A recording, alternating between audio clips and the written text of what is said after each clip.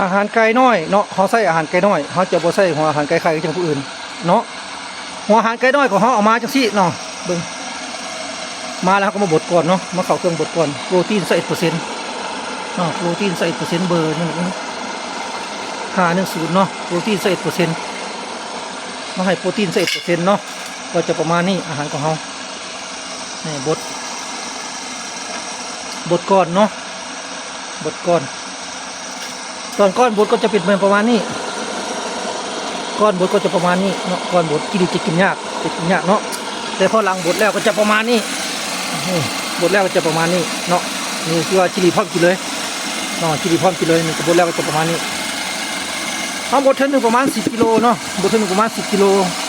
เพื่อมันกินหอมใหม่ตลอดเวลาเนาะแต่เขาบดเท่านึงประมาณ10 กิโลก็เต็มกล้องนี่แหละเต็มกล้องตัวนี้เนาะประมาณ10 กิโลเต็มกล้องเลยเนาะบดให้เต็มเนาะบดแล้วก็ไว้2 มื้อกล้องนี้ได้2 มื้อ